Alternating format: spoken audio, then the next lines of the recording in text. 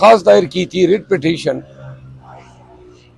IG Islamabad, SSP operation और SSP CTD के खिलाफ मेरे घर में डाकाजनी करने 18 फरवरी के सुबह 1:30 बजे के लगभग 2 दर्जन मुसल्ला नकाबपोश सीटीडी आलकारों के साथ मेरे घर में ज़बरदस्ती घुसने, मेरे घर के दरवाजे तोड़ने, मेरे 5 साल के बच्चे बहराम को नींद से उठाकर अगवा करने की धमकी देने, मेरा लैपटॉप उठाने और मेरे कुक 60 साला शेर गाजी को अगवा करने के हवाले से मैंने एफआईआर की दरख्वास्त दी थी।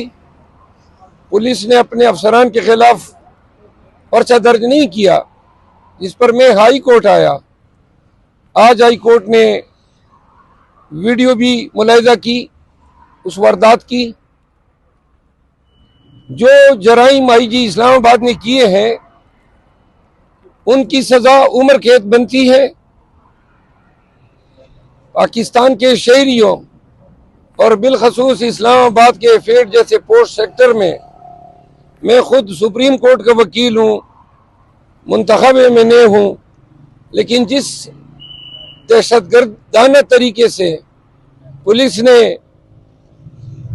इर्तिकाब जुर्म किया है, इस पे अदालत ने भी अफसोस का इजहार किया और हुक्म सादिर किया कि अगर मेरा कुक आज वापस नहीं आता है तो फिर पुलिस के आला हुकाम एसएसपी सीटीडी, एसएसपी ऑपरेशन अदालत में खुद पेश होंगे और साथ ही पर्चा न दर्ज करने पर एसएचओ मारगला को कल 10 बजे अदालत में तलब किया है। ऐसे वाकयात की रोकथाम जरूरी है। इस्लामाबाद की पुलिस जराइम पेशा बन चुकी है और वर्दी में मलबूस होकर डाकाजनी की कई वारदातें ये पहले भी कर चुके हैं, यही आईजी कर चुका है। और इनकी जुर्रत अभी इतनी हुई कि मेरे घर में घुस के उन्होंने लैपटॉप भी चोरी किया। मैं कल पहली दफा घर गया तो पता चला मेरी कैसी गड़ी भी उड़ाई है, परफ्यूम भी उड़ाए हैं, ये साथ उठा के ले गए हैं। तो आज से ये कार्रवाई कल पे चली गई है। आईजी साहब जो आप कर रहे हैं ये जराइम है। आपके मातात एसएसपी ऑपरेशन और एसएसपी सीटीडी को भुगतना होगा। दूसरा, मैं ये वाशगाफ अल्फाज में ऐलान करता हूं कि अगर मेरी जात को कुछ हुआ या मैं इस्लामाबाद से अगवा हुआ तो इसकी जिम्मेदारी आईजी इस्लामाबाद पर होगी, क्योंकि ये वाज़े तौर पर ये अटेम्प्ट कर चुका है।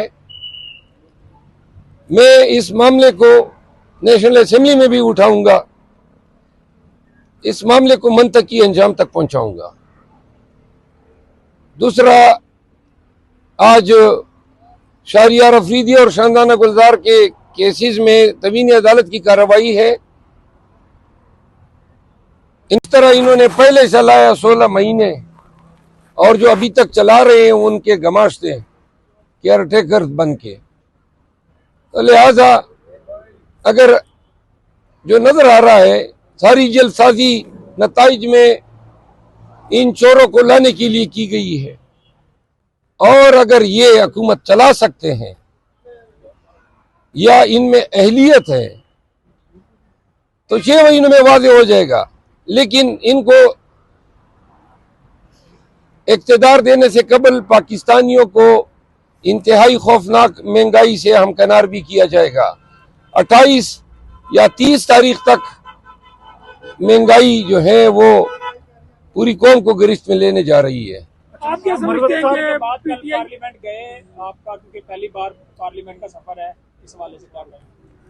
मैं नेशनल असेंबली किया हूँ तो मैंने पता किया कि हुकाम कौन है, तो पता चला कि जो सेक्रेटरी है नेशनल असेंबली का उसको 11वीं दफा जो है एक्सटेंशन दे के सेक्रेटरी की सीट पे बिठाया गया है। जो दूसरा सेक्रेटरी है जो एडमिनिस्ट्रेशन का है उसको 7वीं दफा एक्सटेंशन दी जा रही है। तो मैंने कहा ये तो हमें जिधर ऐवान में लोगों ने भेजा है वहां पर पहले से ही स्पीकर नेशनल असेंबली जो हैं उनके बारे में इल्म हुआ कि उन्होंने इंतहाई नाजायज भर्तियां की हैं कौमी असेंबली में। तो लिहाजा सबसे पहले एहतसाब तो ये नेशनल असेंबली के सेक्रेटरी एडमन और ये जो इन्होंने नाजायज भर्तियां की हैं, मैं ऐवान पे सबसे पहले एहतसाब इनका करूंगा और इनके हवाले से बासपुरस करूंगा कि ये पाकिस्तान में टैलेंट का कहत हो गया, अफसरान की कहत हो गई कि ये 11वां दफा किसी आदमी को आप सेक्रेटरी के लिए एक्सटेंशन दे रहे हैं।